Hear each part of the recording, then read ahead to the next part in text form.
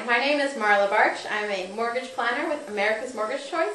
I specialize in working with real estate investors, strategizing their equity and their cash flow, making sure that their financing best meets their short and long-term financial goals. I was invited here by Invest with Passion today to speak to you about the idea of having a team for building your real estate investing career. There's a lot of reasons to have a team working with you, but the bottom line is it's going to be a more effective way for you to quickly build your wealth. I divide the team into two main categories. The first is your experts.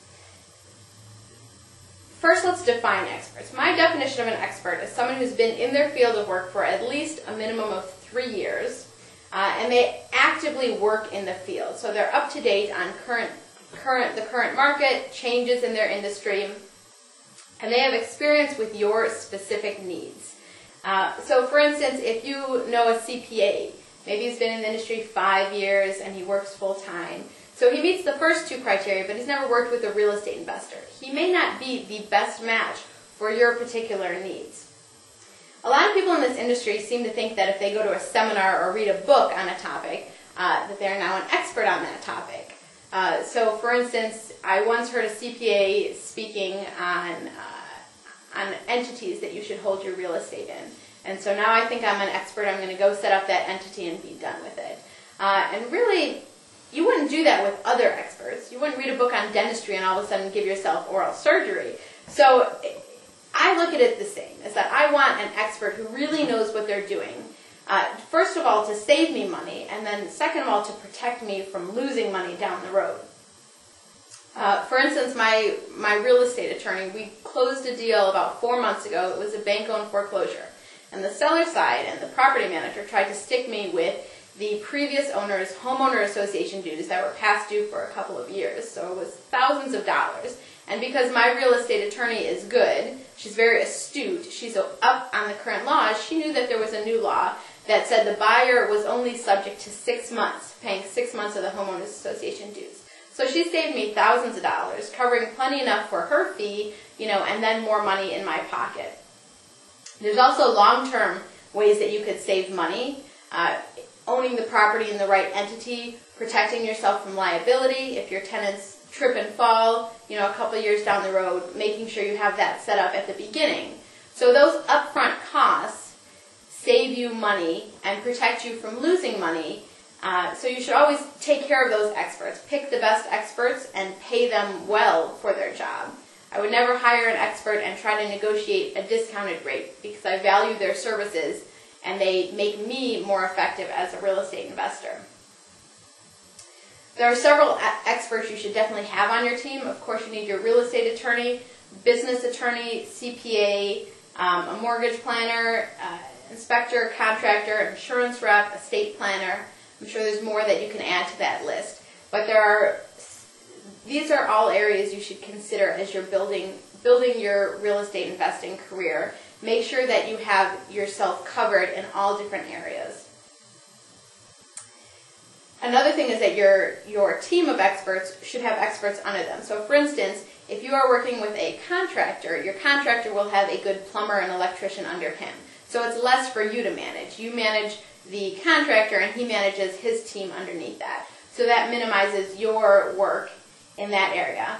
And one final thing about the experts is that they should be able to work together on a team. So for instance, a CPA may have one recommendation on what entity to hold your properties in for the best tax benefits, and your business attorney may have another looking out for your liability.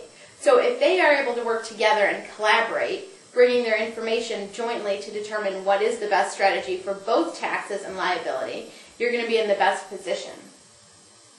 The other category of team members that I look at is team members that you're able to delegate work to so that you can use your time in a way that's more cost effective.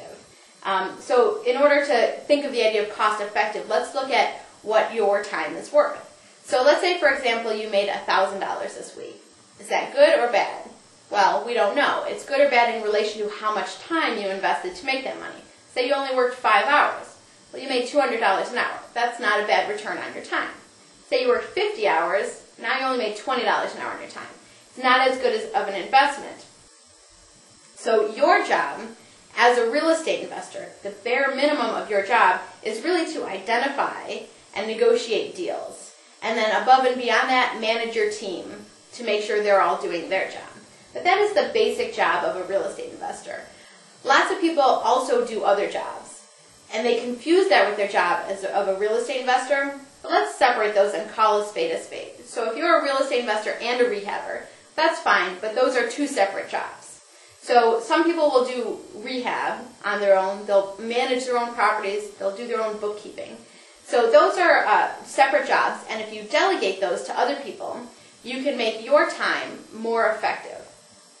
So for instance, let's say in that example before where you worked 50 hours for the week and made $1,000.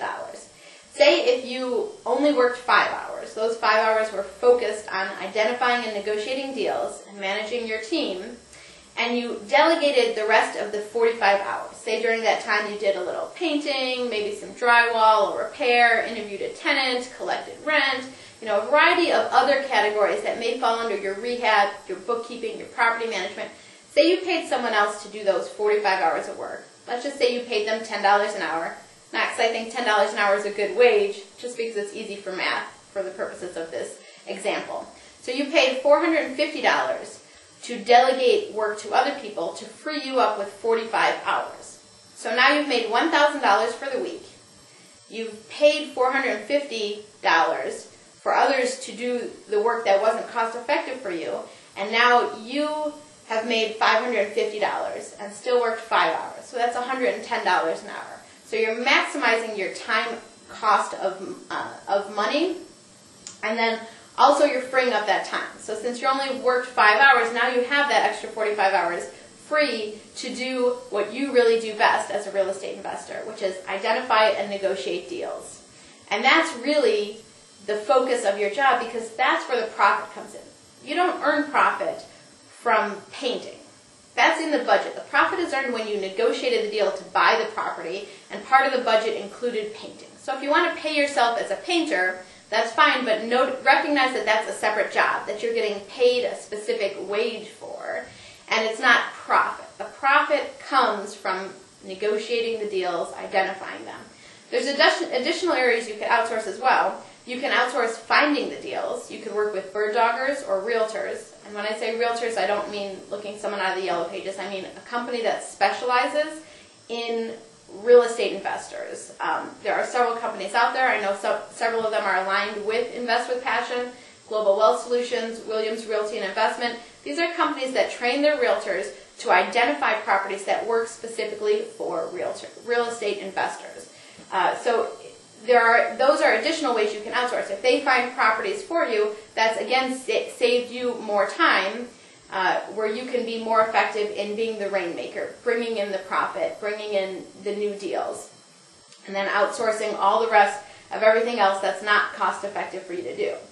The more you are able to eliminate jobs that are not more cost effective to you, just the bigger you're able to build your real estate investing business, because you have more time in order to do that, and again, it's more cost effective. Another thing that you can outsource down the road, depending how large your empire is at this time, is a manager. So when I said your job is to identify and negotiate deals and then to manage your team, ultimately you can hire a manager to manage the team, and so you only have to manage the manager. So that's one person to manage rather than 10 or 5 to 10, depending how many people are on your team. So now that we've identified who needs to be on your team and why it's most effective for you, saves you money, helps you make money, protects you from losing money, makes your time more effective, let's discuss